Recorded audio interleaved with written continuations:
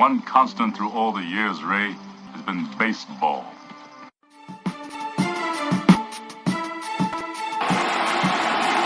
It hasn't happened at Fenway Park for 95 years. The Red Sox are world champions.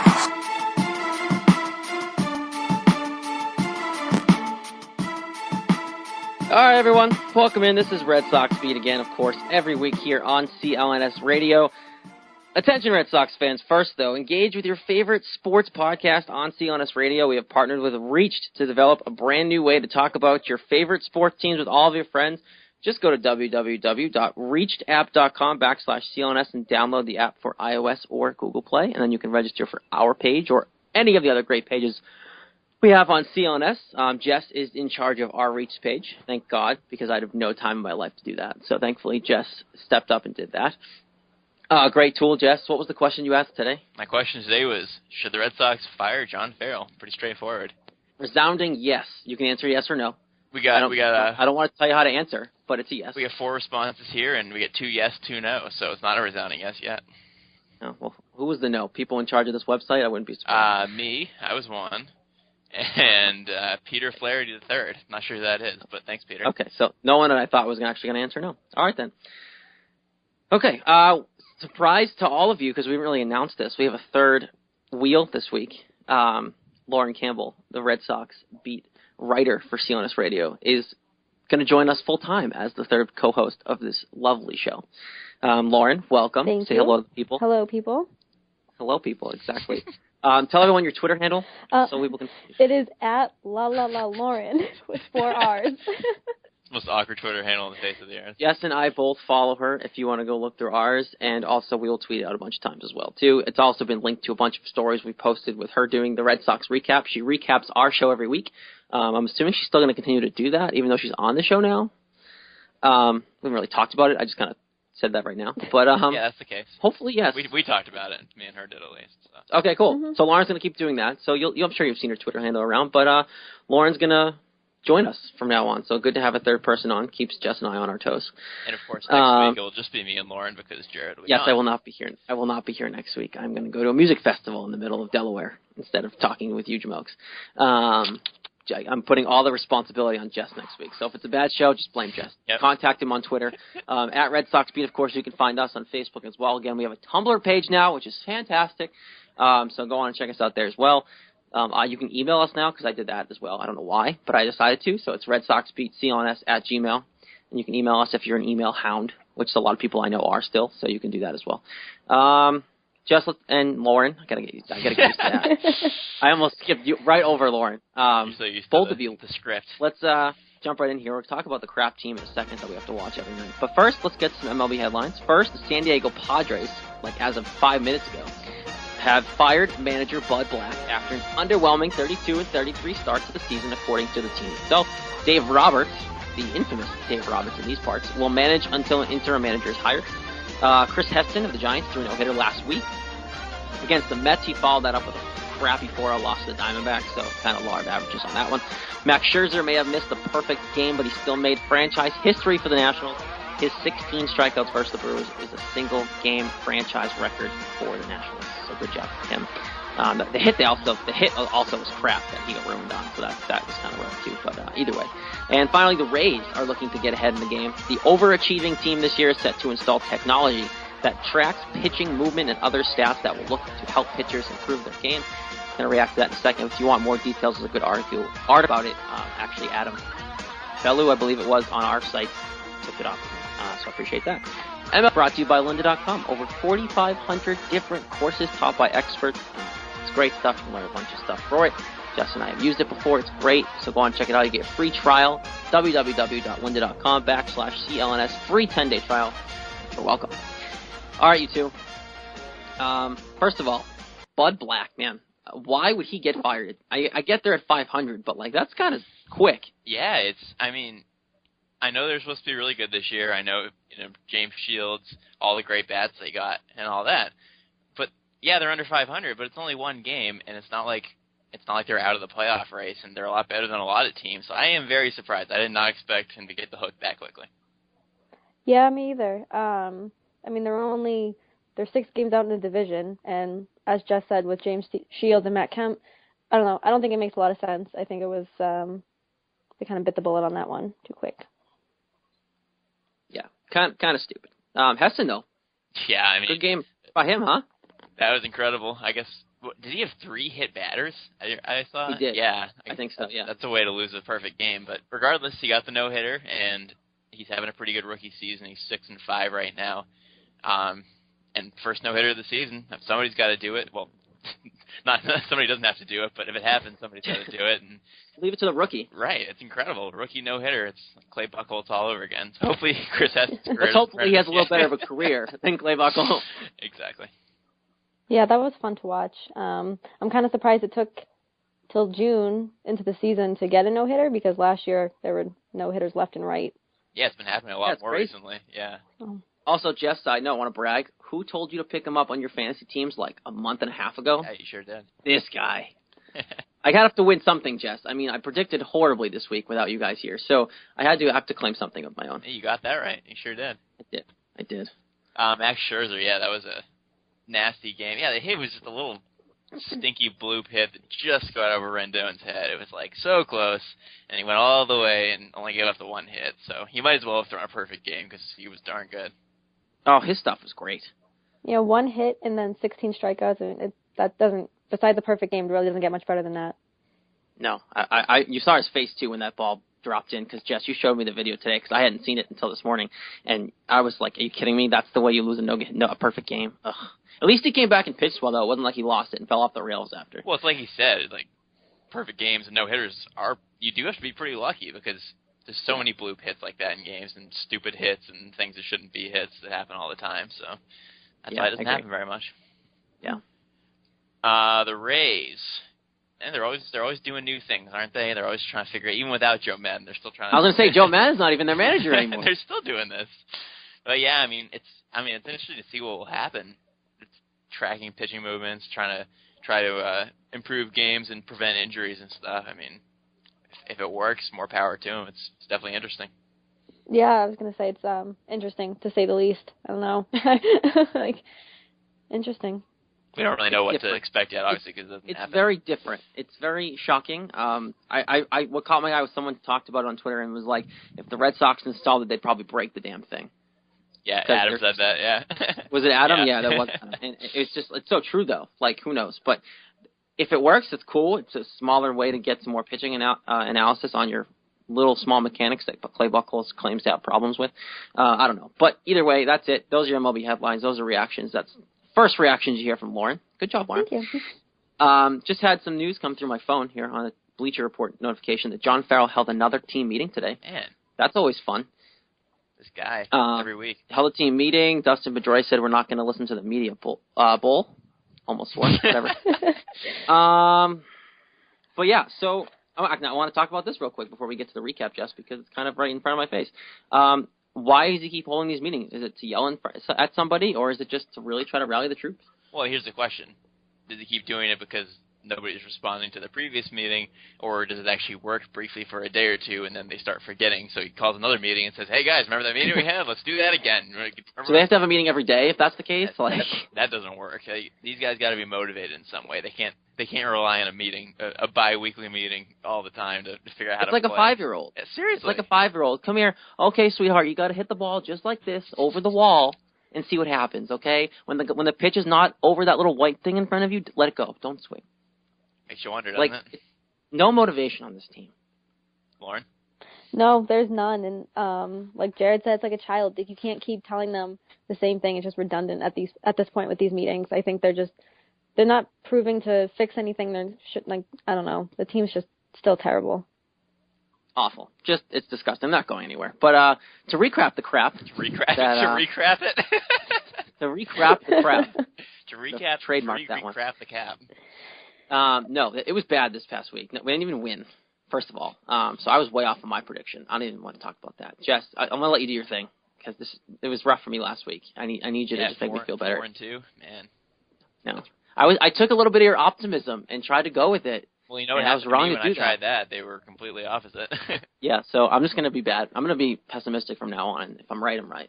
Well, I understand your pessimism, but hey, maybe they'll have another 5-2 week like week I predicted. We'll see. Yeah. So, no game Monday. They started Tuesday, and boy, was that a heartbreaker. It was scoreless for 6.5 full innings, and the only run of the game for Baltimore in the first game of the series was a wild pitch by Matt Barnes, and that was it. Just 1-0, 5 hits for each team. Eduardo Rodriguez, in his first outing of the week, pitched a really good game. 6 innings, 3 hits, no runs, 7 strikeouts, lowered his ERA to .44. But then Barnes gave up a couple hits and gave up the wild pitch.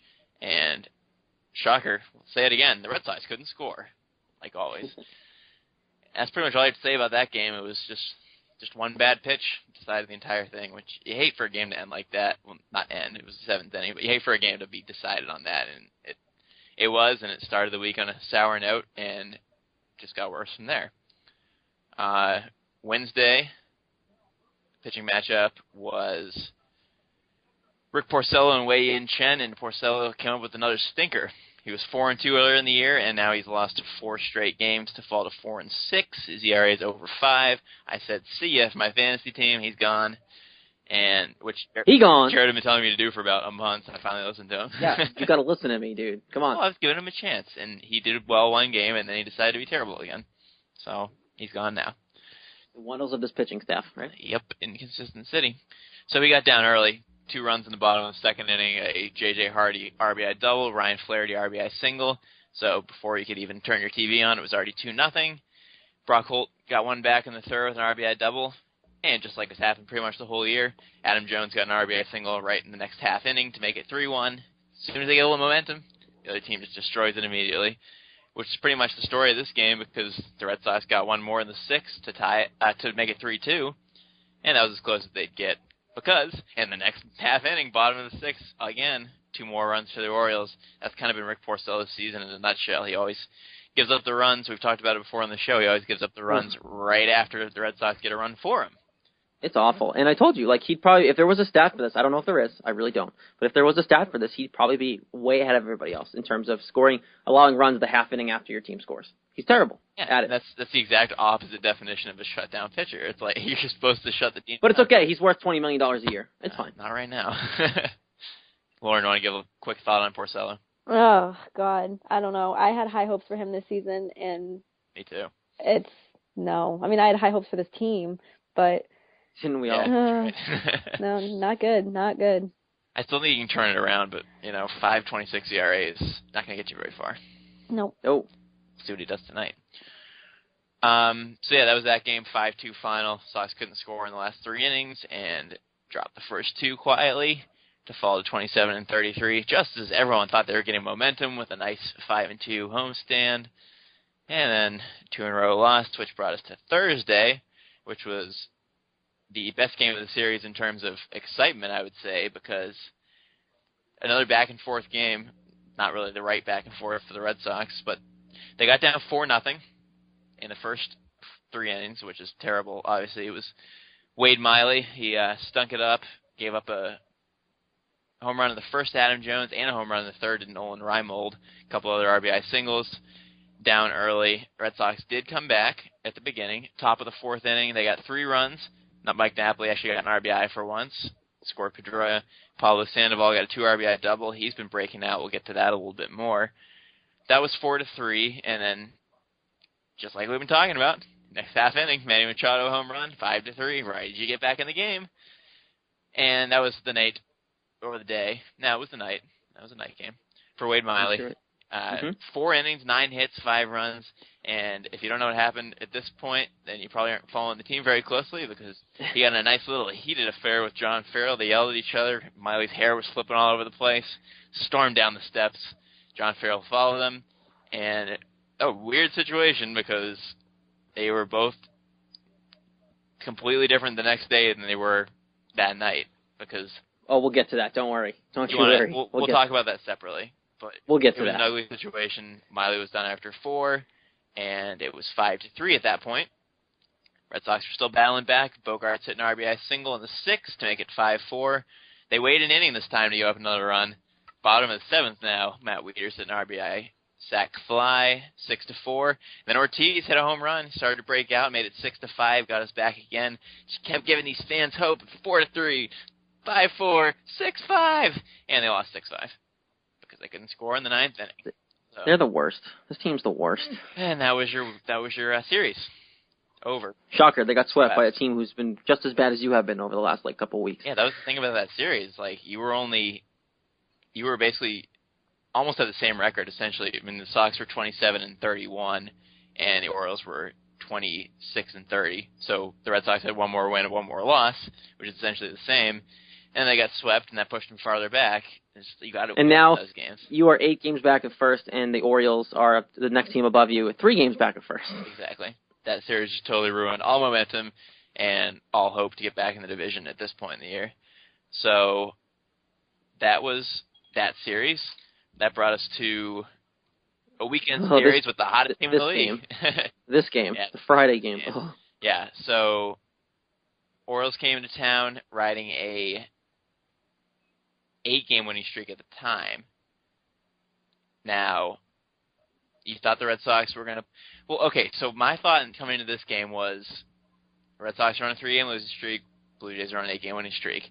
I think it's going to switch. I was like, I think the Red Sox are going to win because usually hot teams, at some point, they just lose it, have a bad game, and then the other team will win. Well, that's what it looked like it was going to happen because the Red Sox got off to a 5-0 lead after 1. Ortiz 2 RBI singles, Sandoval's 2-run homer, Mookie Betts home run, back-to-back Sandoval Betts, and it was 5-0 off Drew Hutchison after 1 inning.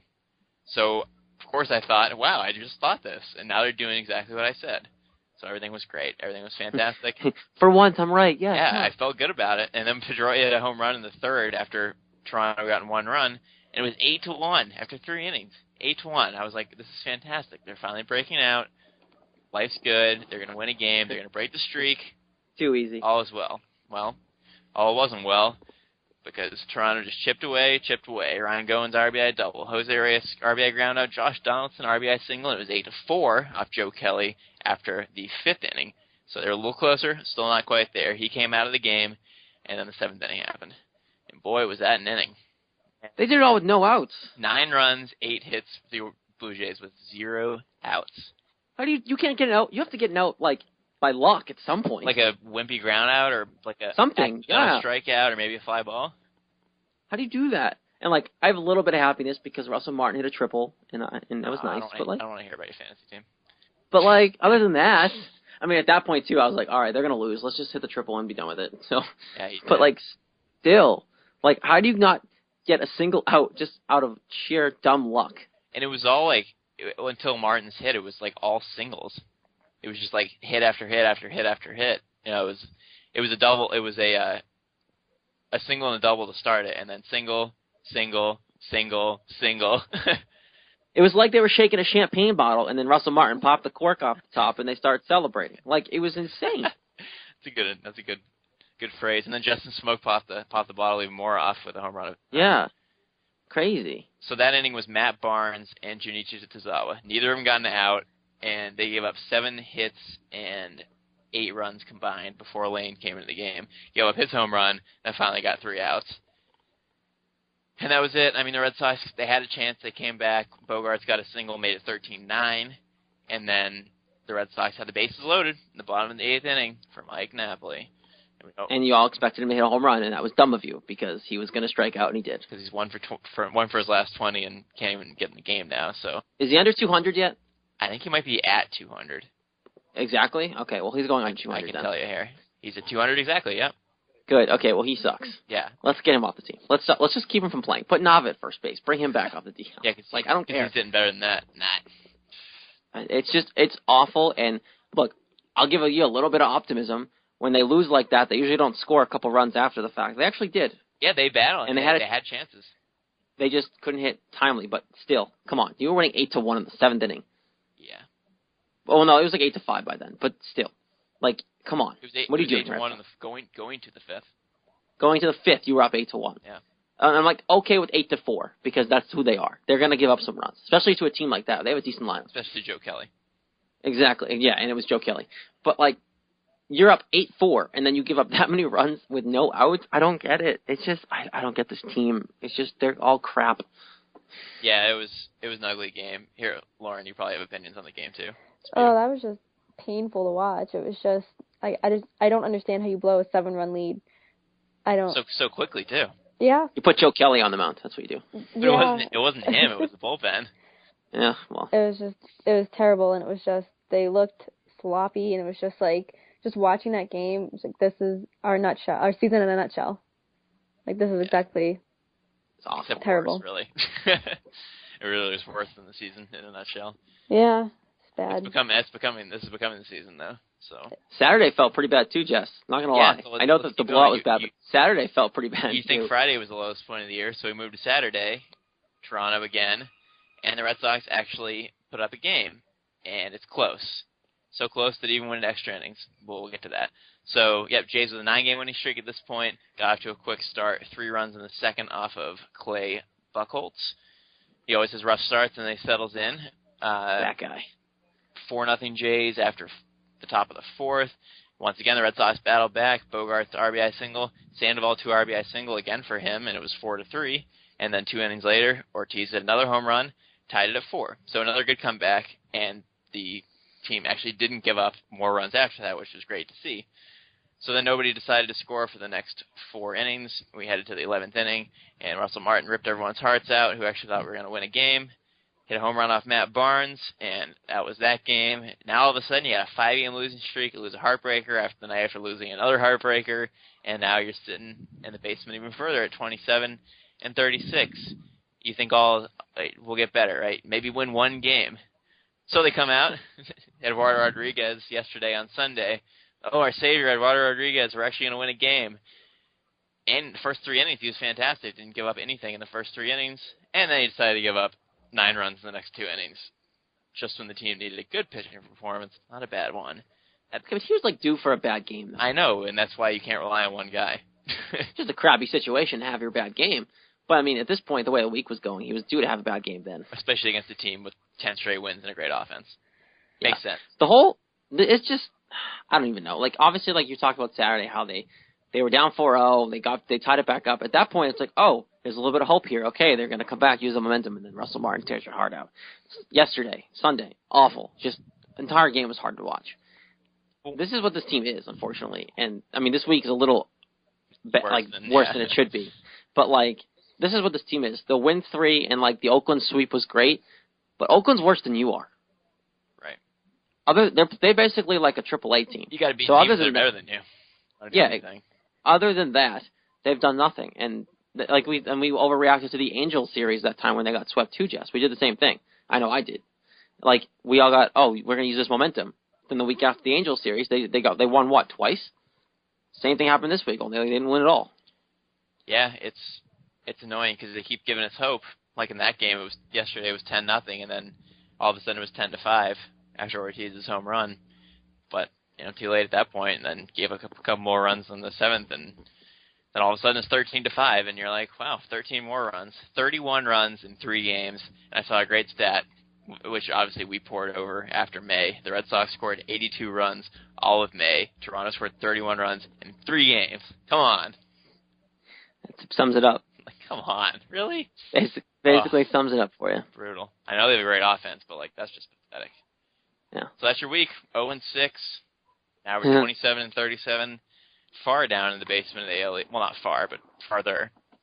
8 games back. And a negative 60 run differential. It's getting worse. There it is. That's the one you always love to hear. Yeah, and everyone else in the division has a positive run differential. So that's your story.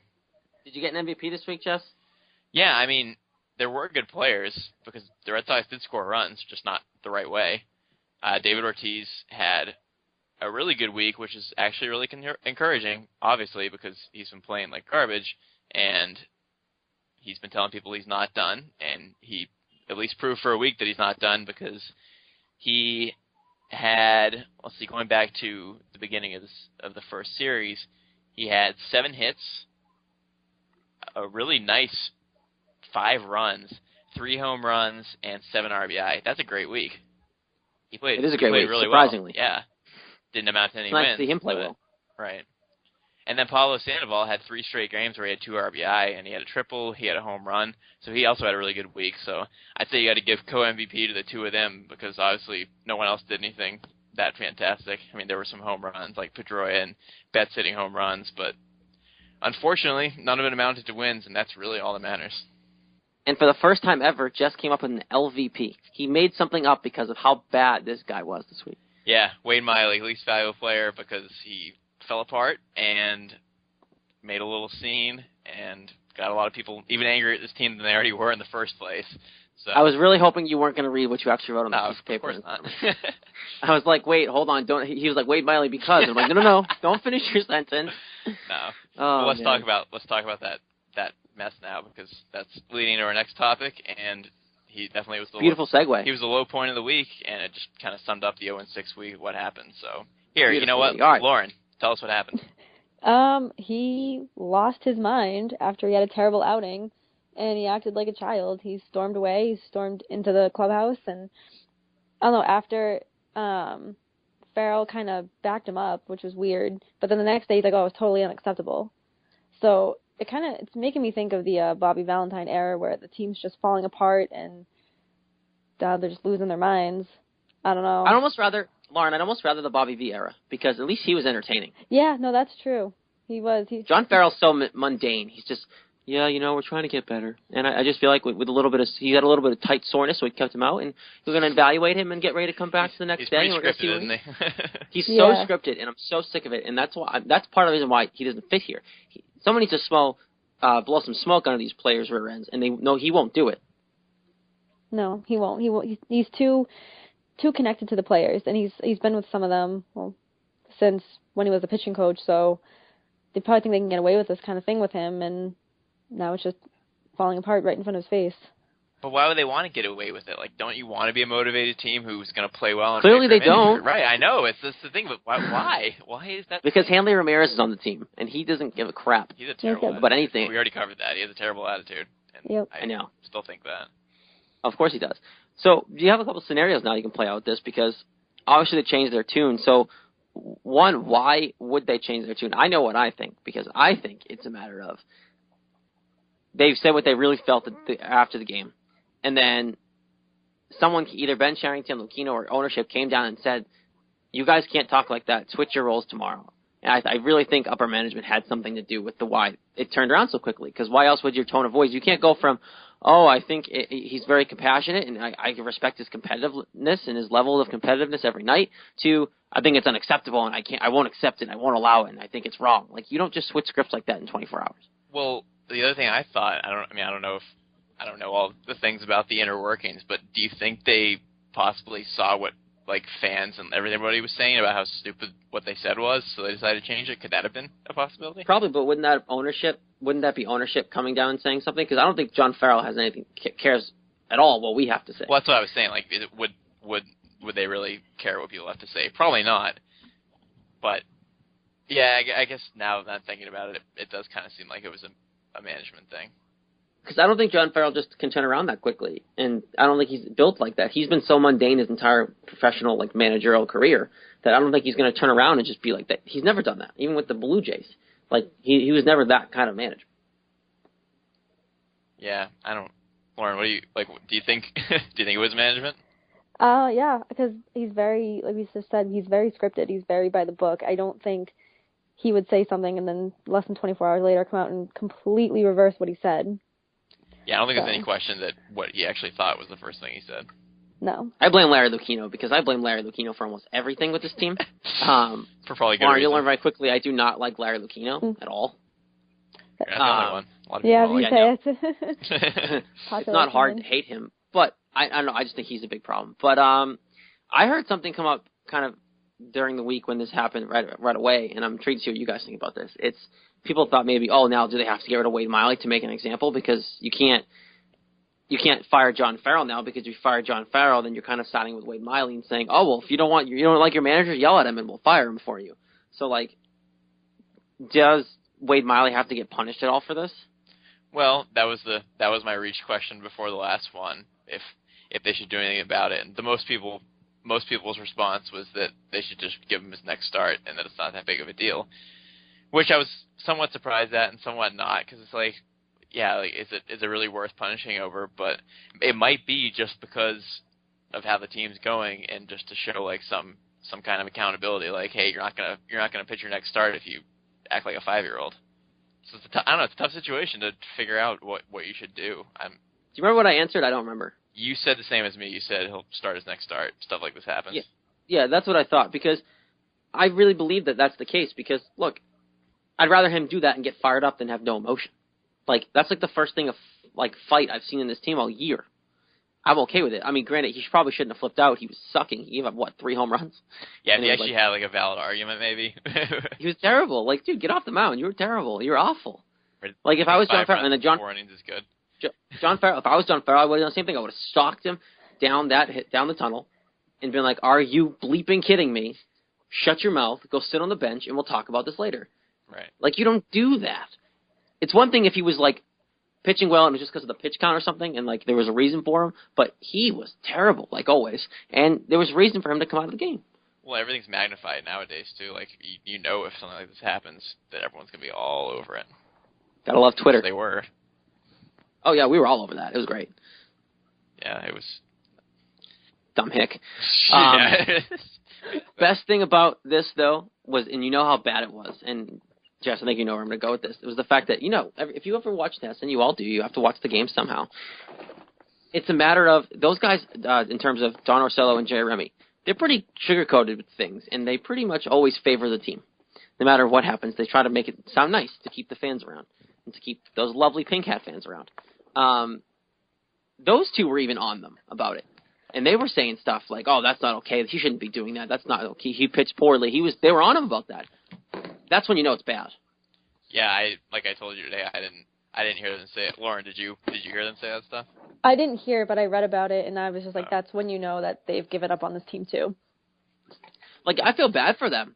Or, like, them and Joe Castiglione together. Like, they're all great broadcasters. They have to sit through this crap. I know. And they had to sit through it last year, too. Best part of this, though, was getting Dennis Eckersley audio about claiming that Wade Miley was on acid. That was fantastic. Are you on acid? Are you on acid? What are you doing? You can't do that. Classic Eckersley right there. Oh, I love He's literally my favorite person in the world. He's so funny. Best thing, though, about Eckersley is that the A's have, like, a mascot for him. Right. Yep. Like, every time they go to Oakland, they, like, get a picture with them and, like, always show them both together. I love that they have that. It's great. It's amazing. Got the long, nice hair. He was a great pitcher. Oh, he was so good. Probably on acid, if he's bringing it up. Who knows? Eckersley probably took acid back in the day, too. Who knows back in the day. I know he was a pretty big alcoholic, but that's all I've read about it. He was an alcoholic. He was definitely, yeah, he was. That for sure. He's talked about it. So I can say whatever he wants. I think I'm done talking about Wade Miley. Yeah, I guess we'll see how he pitches the next start and see if he behaves. That's all you can really wait for. The crap that is Wade Miley was brought to you by Audible Read. The CLNS Beat podcast series and Audible Ale are not Audible Ale. Completely wrong spot. I'm sorry. I'm going to a music festival this week. That's what my mind's on. Audible are giving you a free audiobook from the world's biggest online library. Go to audiblepodcast.com/Celtics. Get your free audiobook. If you want free beer, I don't know where to tell you. You can't really find free beer. It's not that easy. I had Audible Ale in my mind. Red Hook Brewery, man. Sorry. That'd be fun. It'll become a beer now, just because you said it is a thing. Audible Ale is a thing. You need to drink more, Jess. Well, drinking it all will be drinking more for me, so. That's true. All right, we'll move on. Let's skip ahead to our fantasy segment here. I like to do it in the middle of the show. It's kind of a nice break between the crap that is the Red Sox and other stuff around the league. So if I had $1 for every time you said the crap that is the Red Sox, I'd be rich. It's the best way to describe it. I don't know how else to describe it, Jess. If you want me to come up with something better, write my lines for me. No, I'm kind of enjoying it. All right, so let's get to the fantasy segment this week. Jess, obviously, we've done this for a while now. Lauren's going to join in, of course, this week. I'm going to let Jess start, and then we'll go to Lauren, and then come to me, and then we'll go back in that order again. So, Jess, go for it. Alrighty. My first one is one of the players we just saw over the weekend on the Toronto Blue Jays, Chris Colabello, Milford native. He's from these parts, and Milford, Connecticut? Milford, Massachusetts. Oh, even closer. Wow. These parts, really. Didn't know that. Yeah, he's a little older. I think he's like 30 or almost 30. He's been flopping around the minors, but he came up last year with the Twins, and he was born in Framingham, actually, so lives in Milford, born in Framingham. Pretty cool. So he came up with the Twins and played well, but then they got rid of him, and then the Blue Jays decided to latch onto him, and boy, are they happy they did that, because he's hitting .343. He's always been a consistent player ever since he came into the league, and is given no reason to think that he won't continue to be that. And at least in my fantasy league, he's hardly owned by anybody. I mean, he's giving you .343 average, 4 homers, 22 RBI, and that's prime fantasy right there. OBP of 382. So go out and get Chris Colabello. He plays first base and outfield, so he gives you a couple different options to put him. I'm gonna go check in my league while you lovelies chat about this. Yeah, he's it says in 63% owned in ESPN, so that's just over half. So go out and get him while he's still hot. I'm taking his advice. I'm trying. So that's my first. You should do it too. Chris Colabello, Toronto Blue Jays, 343 average. Lauren, go. My first is also Toronto with Kevin Pillar, because the month of June he's just been amazing. He's gone 16 for 42. He has 9 stolen bases and 381 average. We're halfway through June. I think that'd be a solid pickup. I think he's only owned 11% too. Oh wow! That's good. You can get his defense into your team too. He's a heck of a defensive player. He's nasty. He's the man. All right, good first one. All right, I'm gonna go my first one. Who do I want to go with first? I'll go with down in Miami, good old Matt Latos. Just came off the DL. Having some struggles coming off the DL, but he just pitched the other night, and he looked like his old self coming off the DL again. And 11 Ks in that start.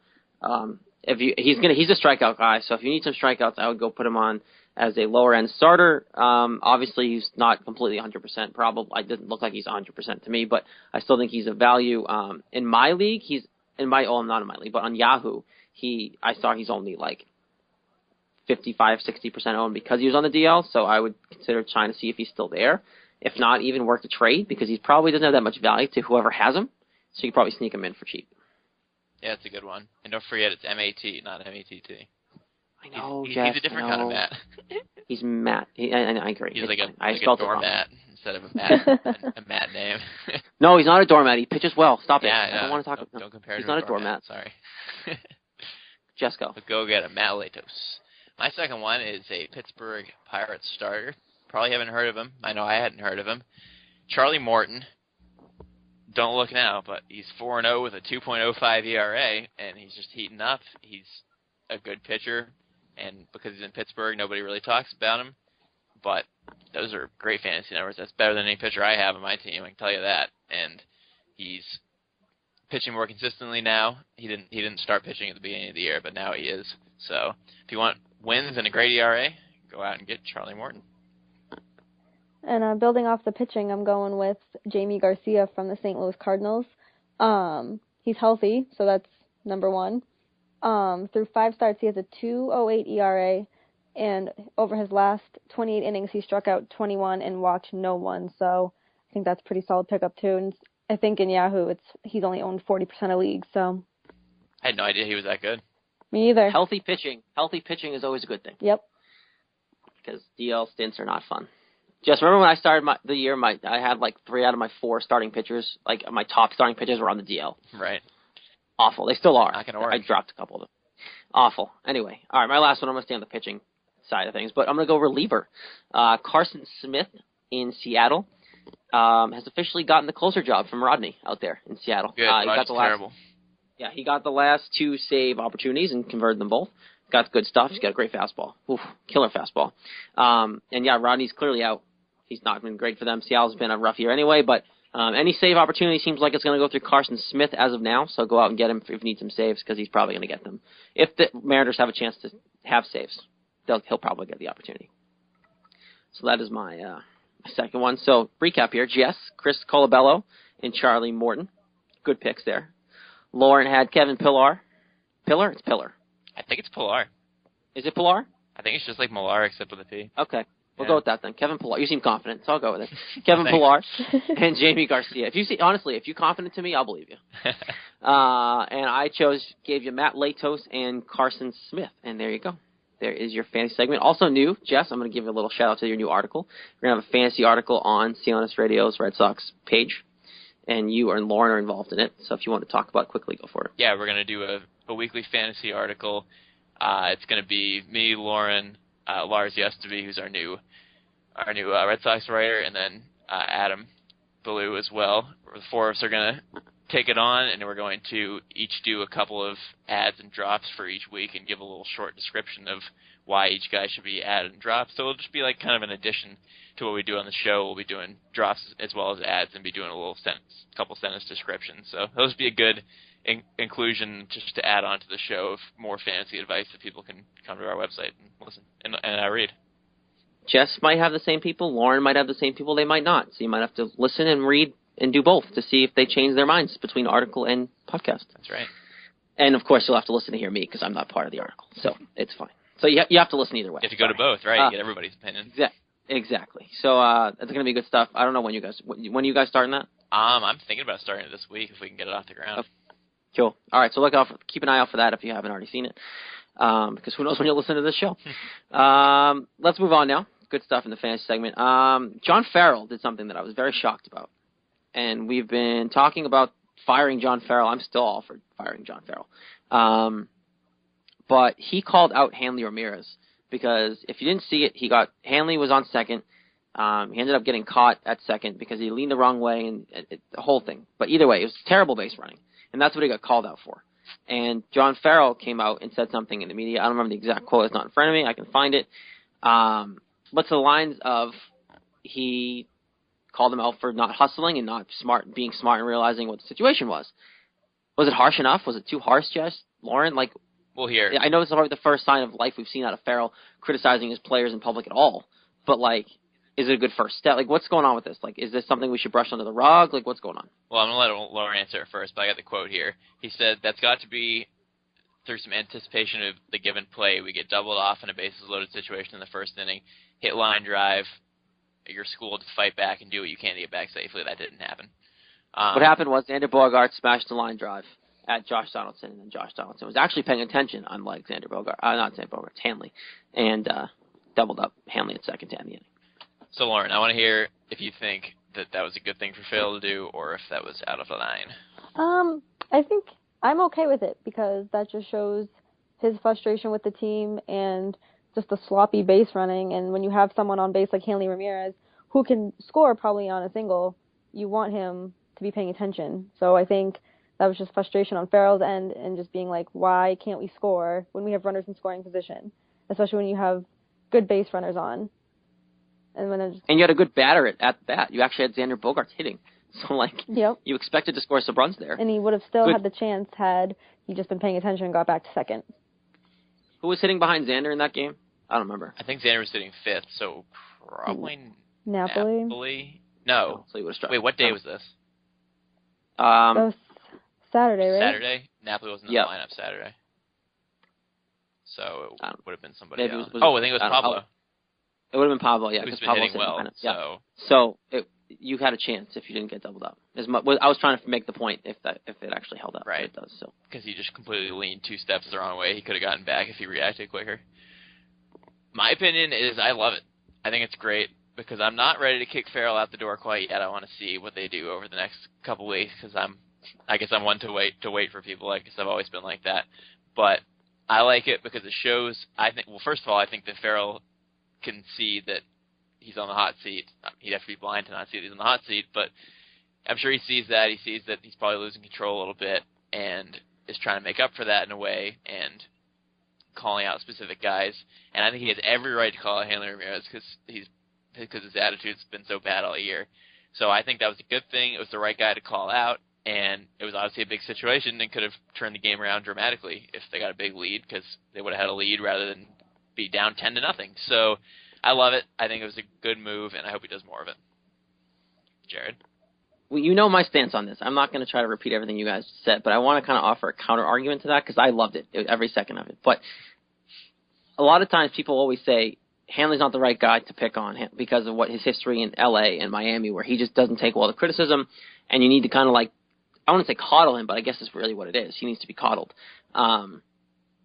Would you say that he shouldn't have done it? Could you see an argument where he should have not done it because Hanley's just too sensitive as a man-child, that he shouldn't have been able to take that criticism, even though he should be able to because he's a grown man? Yeah, I think you can do what you want. The guy's over 30 years old. If he hasn't figured out how to take criticism yet, then he's probably never going to, and that's his own problem. And I think that's a big reason why people saw the issues of him being here is because of that, his past. That's what he's been. Miami, he didn't take criticism well. Obviously, he was a little younger there. But when he went to L.A., no one could criticize him there, and they didn't because they didn't want to. It's like poking the bear. You don't want to do that. But I'd rather them poke the bear and get rid of Hanley than not poke the bear. Yeah, I feel like if you are in your 30s and you don't know how to take criticism, then you shouldn't be playing professional sports, or if you're going to, then you need to do everything perfect, and you shouldn't make stupid base running mistakes. Yep, every base matters, especially when you're not winning games. So that was definitely a big deal. I'm so disappointed in him because, I mean, he seems so excited to be here. He was like, I'm back in Boston. This is great. And I think he still is, though, because I'm reading things and seeing things that, like, media members are saying he seems still excited to come in the ballpark every day. Like, he seems like a 12-year-old kid, not just mentally. Like, when he comes in to the game and, like, into the locker room, he just wants to be there to play. So, like, I don't know if that's just them blowing smoke to make him look better, but, like, I kind of believe that.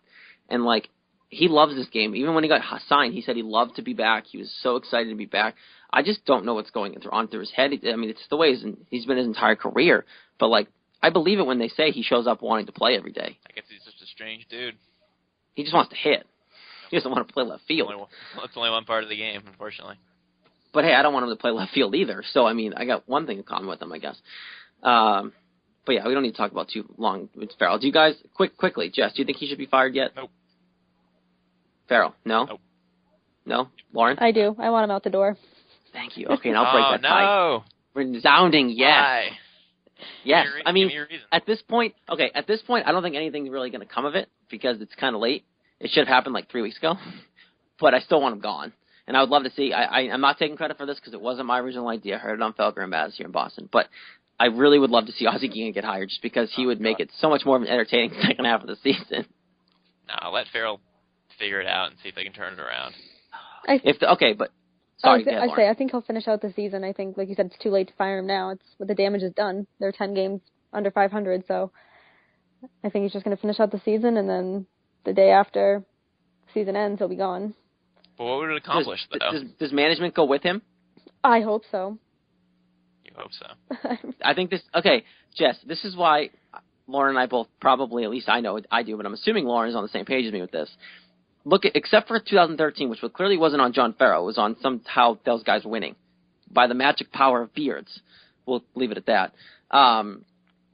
Since 2009, they haven't had a winning season and barely won a playoff game. Like, I know. They've been awful, except for that one anomaly year they won 97 wins somehow. So, like, he's not a good manager. He doesn't fit well, and they need to move on. I don't think Ben Cherington's good at his job at all. At all. I don't think Larry Lucchino should be here. I think they should sell the team. I don't like them anymore. They're kind of old news. But complete overhaul. Besides them selling the team, Larry Lucchino down, all of their jobs should not be safe. But Larry Lucchino is not going anywhere. I've talked about that too until ownership gets out of here. But so the next best thing is fire Ben Cherington and down, which I think should probably happen. I can totally see it from your guys' point of view. I totally get why that would makes sense. Obviously, I watch the same team that you guys watch. I guess, I don't know, maybe I like your point about how little they've done besides 2013 for the last 6 years. It's getting old, and I mean, who knows if they get rid of everyone and get new people, it could be even worse. I guess you don't know that until you do it, but I guess sometimes you just do need a new voice, and maybe it is that time. Who knows? I just don't think he's a good manager. He never has been. In Toronto, he wasn't either, and he had talent up there too. So, like, I don't know. I think it's just time to move on from Farrell. We don't need to talk about that anymore, though. That's kind of. I think we're gonna keep beating a dead horse with that one. So we're gonna move on. Worn out everywhere. Exactly. I don't think anyone wants to listen to it because until it actually happens, it's not really a big deal anymore. Which it clearly probably won't happen at this point if it hasn't happened already. John Henry seems very content with letting the ship sink very quickly to the bottom of the ocean. I don't know if they lose like 12 straight games or something. Like if they have another winless week, they might not have a choice.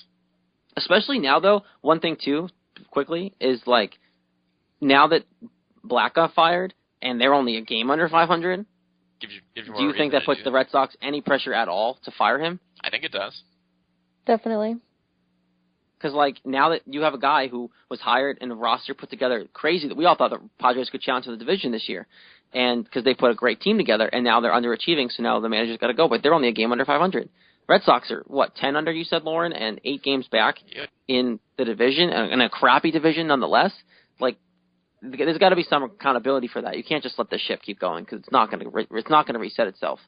I think you'd get fired if they lost like 6 or 7 straight games, including, in addition to what they've already lost. Yeah, I'm intrigued to see what they do with their philosophy. Is obviously it depends on how they do well from here on out, but like what they do at the trade deadline and stuff like that. I don't know if I'm up for a complete blow up again. I don't think I really need to deal with that again. But excuse me. Little hiccup here.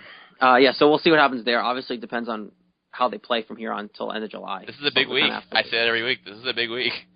Last week was a big week too, and look, they lost all the games. Yeah, it was a huge week, which is why this week's even bigger. Because if it happens again, then that's even worse. And if they do well, then people will get hopeful again, and they'll probably climb back in the division because it's such a crappy division. Yeah, big week. It's not fun. It's time we got left here. I'm gonna look at the clock. All right, let's do this then. Let's just quickly. Before we move on, don't forget you're listening to Red Sox Beat, of course, on CLNS Radio. Get us on Twitter, Facebook, all that good stuff. Quickly, I want to talk about the All-Star voting, just because of the anomaly that's going on right now, and then we'll get to the preview before we get out of here for the week. Right now, if it hasn't changed since I looked at it, the Royals have 7 out of the 9 positions filled on the starting roster, starting lineup. Only difference is Altuve's in there, and second, and Mike Trout, obviously, playing outfield. So is this just the fans taking over? Because I don't really like the fan vote. I'm kind of up for them getting rid of the fan vote because this is what happens. Because there are a lot of people who should deserve to be there. I mean, like the Red Sox, Xander Bogaerts right now, or Pedroia should be starting. There's so many other opportunities that the Royals don't necessarily need to have 7 out of the 9 position players filled. Yeah, I think it's a little ridiculous that they have that many on there, and I do think it's the fans just blowing up and just trying to get their guys in there. And like you said, Xander Bogaerts should definitely be on there. It blows my mind that he's not. These Royals are. Like, I'll give the Royals credit. They're good. And they have a good team, and they're still up there. But, and a few of them do deserve it. But, I don't see why 7 out of 9 people should be on one team. It's like back in the day when the Yankees had, their middle infield, we were all like, what is this? And now they have basically their starting lineup's going to play together. I kind of like it, though, since it's the Royals and not... Oh, you would like it. Well, no. Stop it. Just agree with me and Lauren and move on. No, I hate the fan vote. I've always hated fans voting for stuff because they're stupid. Okay, you agree with me. That's fine. Absolutely, I hate that. I'm saying it's fun only because it's the Royals and it's a different team. It's not the same old Yankees or a team that's always good. They're good as of recently, so it's kind of entertaining. I don't want them to have 7 of the 9. That's ridiculous, but at the moment it's kind of fun. I will say, too, I do like that the Royals are actually playing well again this year because a lot of people said they were going to suck and fall back to the bottom of the division. Yeah. But, they're actually playing well again. So, good for them. I still don't want them all to start in the All-Star game. Right. It's stupid.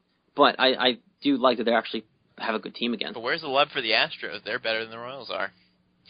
Yeah, but they just lost 7 in a row, and it's the Astros. Not many big names on the Astros. Yeah, actually, they're not better than Kansas City. They're actually a couple percentage points below. But whatever. They were for a while, but they lost 7 in a row. It kind of doesn't help. Boy, the American League's terrible. Yeah, and we're at the bottom of it. Oh, stop. Yeah. Good timing to move on, Jess. Let's preview the crap week that's going to be ahead here. So, let's see here. We got 4 against the Braves, home and home. 2 home, 2 on the road. 3 at Kansas City, those wonderful Royals we just talked about. Pitching is Porcello, Miley, Kelly, Buchholz for the Braves games. And then Erod, Porcello, and Miley for the Royals series. You have 2 home games this week. I don't know, dude. I'm going to be pessimistic on this one, and I'm saying they're going to split with the Braves, and then I think they're going to get swept by the Royals. We'll get more into the Royals series in a bit, but let's stay with the Braves series here, both of you. I think Lauren agrees with me, but Jess is being optimistic again, and I don't like it. What else is because there? He's probably going to be right. Yeah, I mean, it's whenever... I don't know, usually I feel like it's the opposite of what I think, but I did get the last week I predicted completely correct, so I'm feeling pretty good coming off of that good prediction, and that was a really good week following a horrendous week. So last week was a horrendous week again. So maybe they'll have a good week. And I'm not saying they're going to be like really, really good. I'm saying 3 out of 4 from the Braves, which is good. But then losing 2 out of 3 to the Royals, which puts them at a 4-3 week, which is obviously better than 0-6, but it's not as good as you want if you want to get back in the race. So I'm kind of going in the middle. Going with Jared with split with the Braves, and then I think they're going to lose 2 out of 3 to the Royals. I just don't think. I've just given up. I don't think they're going to. Right attitude. I'm right there with you. Right there with you. I don't think this team can take 2 out of 3 from a team anymore. I'm done. Oh, I'm so done. I'm right there with you. I'm so done that I'm having them get swept by the Royals on top of splitting with the Braves. So they're only winning 2 games this week, and that's a prayer of a miracle compared to last week. That'd be better than 0-6. So they're still going better than. I'm not picking them to go 0-7, people. I'm not that pessimistic. They have to win a game within 2 weeks of each other by dumb luck. Or else everyone's fired, like I just said. Yeah, and they're playing the Braves, who aren't that great either. So it's just, I don't know. They're probably going to win one of the games at home, and they'll probably lose the rest of the week. So that's why I'm thinking they might win. I don't even know. They might. I don't even know who they're going to pick to win out of the first 4 games, because Porcello's crap, Miley's awful, Kelly's the worst on the staff, and then Buchholz is inconsistent as ever. So Buchholz is going to win, obviously. Who do you pick to win those? I'm going to pick Rick Porcello to win tonight. Yeah, but he's going to turn it around. But other than that, I don't know who to pick. And then Erod blew up, but I think that's going to be an anomaly, so they might win that game. But I still don't want them to. They're not going to win. They're not going to win. That's what you said when I picked the 5-2 week, so I don't want you to eat your words. And you're not going to be here next week to eat your words, darn it. No, you got to give me credit, because I gave you credit if I'm right. I'll give you credit, but you're not going to be right. All right, so, Jess, who are you looking out for against the Braves and against the Royals? Because not many people might not know the Braves, especially because they're bad. And don't say Johnny Gomes, because I know you're lying to me if you're looking out for Johnny Gomes. Well, no, he's not really a player to look out for. I wish he was still here, just because he'd be fun in the locker room, but no. He would be fun. I'd watch out for Freddie Freeman on the Braves. He's in 306 with 12 homers and 40 RBI. He's obviously their best hitter overall. I haven't looked at all their players, but I'm sure that's the best. And then pitching-wise, I don't know who is pitching for them, but if Julio Teheran is pitching, he's supposed to be their best pitcher. His ERA is kind of high, but he is supposed to be their ace. So if you're pitching against him, if you're hitting against him, watch out for that. Those are my 2. Yeah. Any disagreement, Lauren, at all? No, I think those are pretty solid picks to watch out for, and especially on a team that's not very good right now too. Yeah, honestly, Jess, you actually picked the 2 that I was going to say. Woohoo! So we're just going to go with Jess's picks, because that's the research that I did. Jess knows what he's talking about. So Jess kind of knows what he's talking about, I guess. So that's it. We're just going to stick with that. So, and I'm going to throw a curveball at each of you, Jess. We don't usually do this, but I'm kind of curious. Who is the one player on the Red Sox that you would like to see and could potentially have a turnaround week this week? Oh, that's a great question. You're welcome. Have fun with it. Mike Napoli.